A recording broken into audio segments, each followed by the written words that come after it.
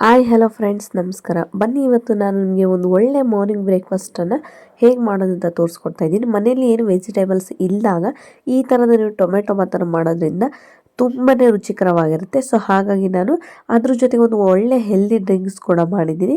ಬನ್ನಿ ನೋಡೋಣ ಹೇಗೆ ಮಾಡೋದಂತ ನಾನು ನಿಮಗೆ ತೋರಿಸ್ಕೊಡ್ತಾ ಇದ್ದೀನಿ. ನಾನು ಕುಕ್ಕರಲ್ಲಿ ಮಾಡ್ತಾ ಇದ್ದೀನಿ. ಮೊದಲಿಗೆ ನಾನು ಕುಕ್ಕರ್ಗೆ 4ರಿಂದ 5 ಸ್ಪೂನ್ ಎಣ್ಣೆಯನ್ನು ತೊಗೊಂಡಿದ್ದೀನಿ. ಎಣ್ಣೆ ಬೇಡ ಅನ್ನೋರು ತುಪ್ಪ ಕೂಡ ಹಾಕ್ಕೊಂಡು ಮಾಡ್ಬೋದು. ನಾನು ಎಣ್ಣೆಯನ್ನು ತೊಗೊಂಡಿದ್ದೀನಿ. 2 ಚಕ್ಕೆ, 1 ಚಕ್ರ ಮೊಗ್ಗು, 1 ಪಲಾವ್ ಎಲೆ ಕೂಡ ಹಾಕ್ಕೊಂಡಿದ್ದೀನಿ.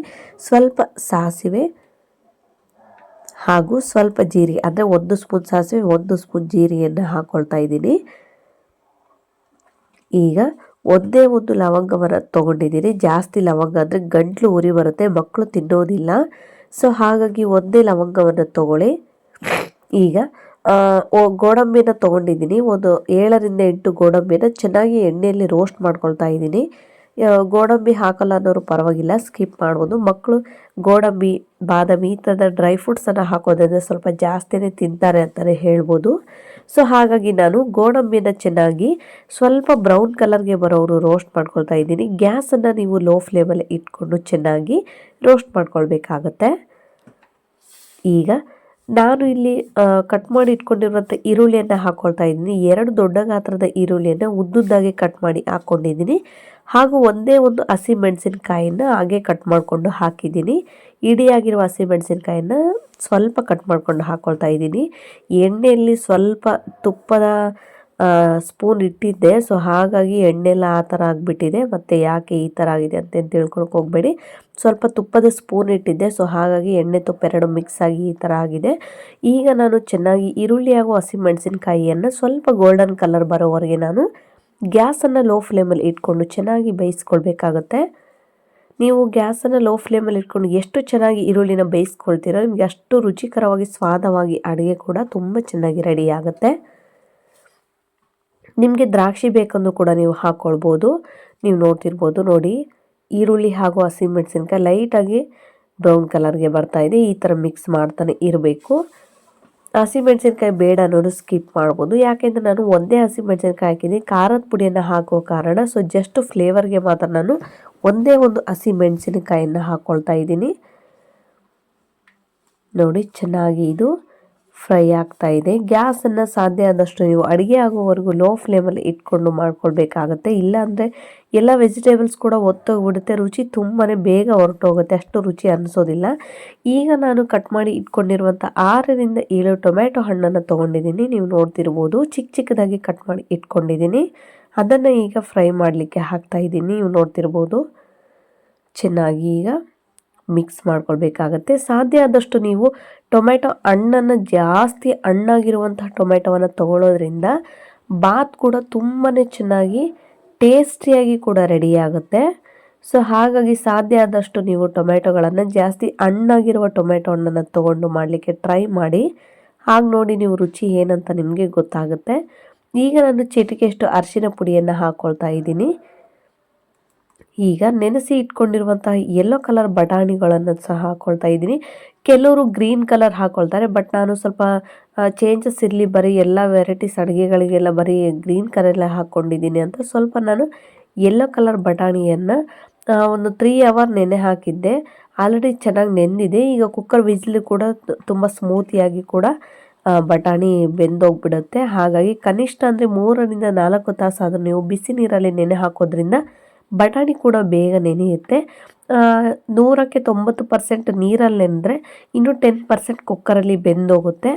ಈಗ ನಾನು ಸ್ವಲ್ಪ ಕೊತ್ತಂಬರಿ ಸೊಪ್ಪು ಹಾಗೂ ಶುಂಠಿ ಬೆಳ್ಳುಳ್ಳಿ ಪೇಸ್ಟನ್ನು ಕೂಡ ಹಾಕ್ಕೊಳ್ತಾ ಇದ್ದೀನಿ. ತುಂಬ ತರಿಯಾಗಿ ನಾನು ಒಳ್ಳಲ್ಲಿ ಕುಟ್ಕೊಂಡಿದ್ದೀನಿ ಅದನ್ನು. ಈಗ ಒಂದೇ ಒಂದು ಸ್ಪೂನ್ ನಾನು ಖಾರದ ಪುಡಿಯನ್ನು ಹಾಕ್ಕೊಳ್ತಾ ಇದ್ದೀನಿ. ಪೇಸ್ಟನ್ನು ನೀವು ಶುಂಠಿ ಬೆಳ್ಳುಳ್ಳಿ ಪೇಸ್ಟನ್ನು ತೀರ ಸಣ್ಣಾಗಿ ಹಾಕೋದ್ರಿಂದ ಏನು ಪ್ರಯೋಜನ ಇಲ್ಲ. ಸ್ವಲ್ಪ ತರಿಯಾಗಿ ಹಾಕೋದ್ರಿಂದ ತಿನ್ನುವಾಗ ಅದು ಫ್ಲೇವರ್ ಬೇಕು ಅಂದರೆ ತಿನ್ನುವಾಗ ಸ್ವಲ್ಪ ನಮಗೆ ಚೆನ್ನಾಗಿರಬೇಕು. ಸೊ ಹಾಗಾಗಿ ತೀರ ಸಣ್ಣಾಗಿ ಹಾಕ್ಬಿಟ್ರೆ ಎಲ್ಲ ಅನ್ನದಲ್ಲಿ ಬೆಂದೋಗ್ಬಿಡುತ್ತೆ, ರುಚಿ ಅನ್ನಿಸೋದಿಲ್ಲ. ಹಾಗಾಗಿ ನಾನು ಸ್ವಲ್ಪ ತರಿಯಾಗಿ ತೊಗೊಂಡಿದ್ದೀನಿ. ನೀವು ನೋಡ್ತಿರ್ಬೋದು, ಖಾರದ ಪುಡಿಯನ್ನು ಹಾಕಿ ಚೆನ್ನಾಗಿ ಈಗ ಮಿಕ್ಸ್ ಮಾಡ್ಕೊಳ್ತಾ ಇದ್ದೀನಿ.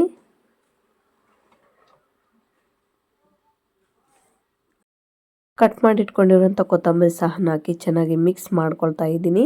ಸ್ವಲ್ಪ ಗ್ಯಾಸನ್ನು ನೀವು ಲೋ ಫ್ಲೇಮಲ್ಲಿ ಇಟ್ಕೊಂಡು ಚೆನ್ನಾಗಿ ಈಗ ಒಂದು ಕುದಿ ಬರಬೇಕು. ಟೊಮೆಟೊ ಎಲ್ಲ ಕ್ಲೀನಾಗಿ ಸ್ಮ್ಯಾಶ್ ಮಾಡ್ಕೊಳ್ಳೋ ಥರ ಆಗಿರಬೇಕು, ಅಷ್ಟು ಚೆನ್ನಾಗಿ ಬೆಂದಿರಬೇಕು. ಆಗ ಮಾತ್ರ ನಮಗೆ ಒರಿಜಿನಲ್ ಟೇಸ್ಟ್ ಕೂಡ ಸಿಗುತ್ತೆ.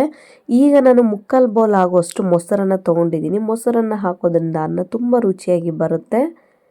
ನೋಡಿ, ಟೊಮೆಟೊ ಕೂಡ ನಾವು ಸ್ಮ್ಯಾಶ್ ಮಾಡುವಾಗ ಯಾವ ಥರ ಇರುತ್ತೆ ಆ ಥರ ಚೆನ್ನಾಗಿ ಕುದ್ದಿದೆ. ನೀವು ಬೇಗ ಗ್ಯಾಸನ್ನು ಹೈ ಫ್ಲೇಮಲ್ಲೇ ಇಟ್ಕೊಂಡು ಬೇಗ ಟೊಮೆಟೊನ ಬೇಯಿಸ್ಕೊಂಡು ಮಾಡೋದ್ರಿಂದ ರುಚಿ ಕಡಿಮೆ ಆಗುತ್ತೆ. ಸಾಧ್ಯ ಆದಷ್ಟು ನೀವು ಗ್ಯಾಸನ್ನು ಲೋ ಫ್ಲೇಮಲ್ಲಿ ಇಟ್ಕೊಂಡು ನಿಧಾನವಾಗಿ ಮಾಡೋದ್ರಿಂದ ಅಡುಗೆ ತುಂಬಾ ರುಚಿಯಾಗಿ ಬರುತ್ತೆ. ಮೊಸರನ್ನು ಹಾಕಿ ಚೆನ್ನಾಗಿ ಒಂದು 2 ಕುದಿ ಬರೋವರೆಗೂ ನೀವು ವೇಟ್ ಮಾಡ್ಕೊಳ್ಬೇಕಾಗತ್ತೆ. ಯಾಕೆ ಅಂದರೆ ಮೊಸರು ಕೂಡ ಚೆನ್ನಾಗಿ ಟೊಮೆಟೊ ಹಣ್ಣಿನಲ್ಲಿ ಹುರ್ಕೋಬೇಕು. ಈಗ ನಾನು ಸ್ವಲ್ಪ 1 ಹಿಡಿಯಾಗುವಷ್ಟು ಪುದೀನ ಸೊಪ್ಪನ್ನು ಹಾಕ್ಕೊಳ್ತಾ ಇದ್ದೀನಿ. ಇದು ಜಸ್ಟ್ ಫ್ಲೇವರ್ಗೆ ಮಾತ್ರ ಹಾಕ್ಕೊಳ್ತಾ ಇದ್ದೀನಿ ಅಷ್ಟೇ. ಇಲ್ಲಾಂದರೆ ನಾನು ಫಸ್ಟ್ಗೆ ಹಾಕ್ಕೊಂಡು ಬೇಯಿಸ್ಕೊಳ್ತಿದ್ದೆ. ಜಸ್ಟ್ ಸ್ವಲ್ಪ ಪುದೀನ ಸೊಪ್ಪಿನ ಫ್ಲೇವರ್ ಬರಲಿ, ಸ್ಮೆಲ್ ಬರಲಿ, ರೈಸ್ ತುಂಬ ಚೆನ್ನಾಗಿರುತ್ತೆ ಅಂತ. ಈಗ ನಾನು 1 ಸ್ಪೂನ್ ಆಗೋಷ್ಟು ಗರಂ ಮಸಾಲ, 1 ಸ್ಪೂನ್ ಆಗೋಷ್ಟು ಟೊಮೆಟೊ ಬಾತ್ ಪೌಡರನ್ನು ಕೂಡ ಹಾಕ್ಕೊಳ್ತಾ ಇದ್ದೀನಿ. ಹಾಕ್ಕೊಂಡು ಚೆನ್ನಾಗಿ ಮಿಕ್ಸ್ ಮಾಡ್ಕೊಳ್ಬೇಕಾಗುತ್ತೆ. ಮಿಕ್ಸ್ ಮಾಡಿಕೊಂಡು ಸ್ವಲ್ಪ ನಾವೇನು ಪೌಡರ್ಸ್ನ ಹಾಕಿರ್ತೀವಲ್ವ ಅದು ಎಲ್ಲ ಸ್ಮೆಲ್ ಹೊರಟೋಗಬೇಕು. 1-2 ನಿಮಿಷ ಚೆನ್ನಾಗಿ ಗ್ಯಾಸನ್ನು ಲೋ ಫ್ಲೇಮಲ್ಲಿ ಇಟ್ಕೊಂಡು ಈ ಥರ ಚೆನ್ನಾಗಿ ಮಿಕ್ಸ್ ಮಾಡ್ಕೊಳ್ಬೇಕಾಗುತ್ತೆ. ಖಂಡಿತವಾಗ್ಲೂ ಇದು ಅತಿ ಕಡಿಮೆ ಸಮಯದಲ್ಲಿ ವೆರಿ ಕ್ವಿಕ್ ಆ್ಯಂಡ್ ಈಸಿಯಾಗಿ ನೀವು ಮಾರ್ನಿಂಗ್ ಬ್ರೇಕ್ಫಾಸ್ಟ್ಗೋ ಅಥವಾ ಮಕ್ಕಳಿಗೆ ಲಂಚ್ ಬಾಕ್ಸ್ಗೋ ನೈಟ್ ಡಿನ್ನರ್ಗೋ ಮಾಡಿದರೆ ನಿಜವಾಗ್ಲೂ ತುಂಬಾ ರುಚಿಕರವಾಗಿರುತ್ತೆ. ನೋಡಿ, ಚೆನ್ನಾಗಿ ಕುದಿ ಬಂದಿದೆ. ತಳ ಕೂಡ ಏನು ಹತ್ತಿಲ್ಲ, ಅಷ್ಟು ಚೆನ್ನಾಗಿ ಕುದ್ದಿದೆ. ನೀವು ನೋಡ್ತಿರ್ಬೋದು. ನೋಡಿ, ಈಗ ನಾನು ನೆನೆಸಿ ಇಟ್ಕೊಂಡಿರುವಂತಹ ಅಕ್ಕಿಯನ್ನು ತೊಗೊಳ್ತಾ ಇದ್ದೀನಿ. ಜಸ್ಟು ತೊಳೆದು 1-2 ನಿಮಿಷ ಮಾತ್ರ ನೆನೆ ಹಾಕಿದ್ದೀನಿ. ನಾನು ಯಾವುದೇ ರೀತಿಯ ರೆಸಿಪಿಗಳನ್ನು ಮಾಡುವಾಗ ನಿಜವಾಗ್ಲೂ ನಾನು ಯಾವುದೇ ರೆಸಿಪಿಗಳನ್ನು ಮಾಡಿದರೂ ಅಕ್ಕಿಯನ್ನು ನೆನೆ ಹಾಕಿಲ್ಲ. ಡೈರೆಕ್ಟಾಗಿ ತೊಳೆದು 1-2 ನಿಮಿಷ ಮಾತ್ರ ಇದು ಫ್ರೈ ಮಾಡೋಷ್ಟರಿಗೆ 1-2 ನಿಮಿಷ ನೆನೆ ಹಾಕ್ಸಿದ್ದೀನಿ ಅಷ್ಟೇ. ನೆನೆ ಹಾಕ್ಲಾರ್ದಂಗೆ ನೀವು ಚೆನ್ನಾಗಿ ಮಾಡ್ಕೊಳ್ಬೋದು. ನಾನಿಲ್ಲಿ 2 ಗ್ಲಾಸ್ ಅಕ್ಕಿಗೆ ನೀವು ನೋಡ್ತಿರ್ಬೋದು 3.5 ಗ್ಲಾಸ್ ಅಷ್ಟು ನೀರನ್ನು ಹಾಕ್ಕೊಂಡು ಸ್ವಲ್ಪ ದೊಡ್ಡ ಉಪ್ಪನ್ನು ಹಾಕ್ಕೊಳ್ತಾ ಇದ್ದೀನಿ. ರುಚಿಗೆ ತಕ್ಕಷ್ಟು ಉಪ್ಪನ್ನು ಹಾಕ್ಕೊಂಡು ಚೆನ್ನಾಗಿ ಮಿಕ್ಸ್ ಮಾಡ್ಕೊಳ್ಬೇಕಾಗತ್ತೆ. ನೀರು ಹಾಗೂ ಉಪ್ಪನ್ನು ಹಾಕಿ ಚೆನ್ನಾಗಿ 1-2 ನಿಮಿಷ ಫ್ರೈ ಮಾಡ್ಕೊಳ್ಳಿ. ಈ ಥರ ಚೆನ್ನಾಗಿ ಮಿಕ್ಸ್ ಮಾಡ್ಕೊಳ್ಳಿ. ಇಲ್ಲಾಂದರೆ ಉಪ್ಪು ಒಂದೇ ಸೈಡ್ ಬೆಂದೋಗಿಬಿಡುತ್ತೆ, ಒಂದೇ ಕಡೆಗೆ ಉಪ್ಪು ಅನಿಸುತ್ತೆ. ಈಗ ಚೆನ್ನಾಗಿ ನೀವು ಮಿಕ್ಸ್ ಮಾಡಿಕೊಂಡು ಕೆಲವರು ಕುದಿ ಬರೋವರೆಗೂ ವೇಟ್ ಮಾಡಿಕೊಂಡು ಆಮೇಲೆ ಕುಕ್ಕರ್ ವಿಸಿಲನ್ನು ಹಾಕಿಸ್ತಾರೆ. ಬಟ್ ನಾನು ಆ ಥರ ಮಾಡಿಲ್ಲ. ಡೈರೆಕ್ಟಾಗಿ ಕುಕ್ಕರನ್ನು ಕ್ಲೋಸ್ ಮಾಡಿ ಗ್ಯಾಸನ್ನು ಹೈ ಫ್ಲೇಮಲ್ಲಿ ಇಟ್ಕೊಂಡು ಟೊಮೆಟೊ ಬಾತ್ ಕೂಡ ರೆಡಿ ಮಾಡಿದ್ದೀನಿ. ಈಗ ನಾನು ಅದ್ರ ಜೊತೆಗೆ ಒಂದು ಒಳ್ಳೆ ಹೆಲ್ದಿ ಡ್ರಿಂಕ್ಸ್ ಕೂಡ ಮಾಡಿದ್ದೀನಿ. ನಿಜವಾಗ್ಲೂ ದಿನಕ್ಕೆ ಒಂದು ಸಲನಾದರೂ ನೀವು ಒಂದು ಸೇಬು ಹಣ್ಣನ್ನು ತಿನ್ನೋದ್ರಿಂದ ಹೆಲ್ತ್ಗೆ ತುಂಬಾ ಒಳ್ಳೆಯದು. ಬ್ಲಡ್ ಕೂಡ ತುಂಬ ಇಂಪ್ರೂವ್ ಆಗುತ್ತೆ. ಮಕ್ಕಳಿಗೂ ಕೂಡ ಹೆಲ್ತ್ಗೆ ಒಳ್ಳೆಯದು ಅಂತಲೇ ಹೇಳ್ಬೋದು. ನಾನು ಒಂದು ಸೇಬು ಹಣ್ಣನ್ನು ತೊಗೊಂಡು ಚೆನ್ನಾಗಿ ಕಟ್ ಮಾಡಿಕೊಂಡು ವಾಶ್ ಮಾಡ್ಕೊಂಡಿದ್ದೀನಿ. ಈಗ ನಾನು ಬೀಜ ತೆಗೆದಿಟ್ಟಿರುವಂತಹ ಖರ್ಜೂರ ಹಣ್ಣನ್ನು 3 ತೊಗೊಂಡಿದ್ದೀನಿ. ಈಗ 2 ಬಾದಾಮಿ ಹಾಗೂ ಒಂದು 6-7 ಗೋಡಂಬಿಯನ್ನು ತೊಗೊಂಡಿದ್ದೀನಿ. ಸಾಧ್ಯ ಆದಷ್ಟು ನೀವು ಮನೇಲಿ ಈ ಥರದ ಹೆಲ್ದಿ ಡ್ರಿಂಕ್ಸ್ಗಳನ್ನು ಕುಡಿಯೋದ್ರಿಂದ ದೇಹ ಕೂಡ ತುಂಬಾ ತಂಪಾಗಿರುತ್ತೆ. ಈಗ ನಾನು 1 ಟೀ ಕುಡಿಯೋ ಕಪ್ಪಿನಿಂದ 1.5 ಕಪ್ ಆಗೋಷ್ಟು ಹಾಲನ್ನು ತೊಗೊಂಡಿದ್ದೀನಿ. ಕಾಯಿಸಿ ಆರಿಸಿರುವಂಥ ಹಾಲಾಗಿರಬೇಕು. ನೀವು ನೋಡ್ತಿರ್ಬೋದು. ಸ್ವಲ್ಪ ಸಕ್ಕರೆಯನ್ನು ಕೂಡ ಹಾಕ್ಕೊಳ್ತಾ ಇದ್ದೀನಿ. ನಾನು ಯಾವುದೇ ರೆಸಿಪಿ ಮಾಡಿದ್ರು ಬೆಲ್ಲ ಹಾಕ್ತಿದ್ದೆ, ಬಟ್ ಇವತ್ತು ನನ್ನ ಮಗಳು ಇಲ್ಲ ಬೆಲ್ಲದಲ್ಲೇ ಅಂತ ಸಕ್ಕರೆ ಕೂಡ ಹಾಕಿ ಮಾಡಿಕೊಟ್ಟಿದ್ದೀನಿ. ನೋಡಿ, ಈ ವಿಡಿಯೋ ನಿಮಗೆ ಇಷ್ಟ ಆಗಿದೆ ಖಂಡಿತವಾಗ್ಲೂ ನನ್ನ ಚಾನಲ್ಗೆ ಲೈಕ್ ಮಾಡಿ, ಶೇರ್ ಮಾಡಿ ಹಾಗೂ ಸಬ್ಸ್ಕ್ರೈಬ್ ಮಾಡೋದನ್ನು ಮಾತ್ರ ಮರಿಬೇಡಿ.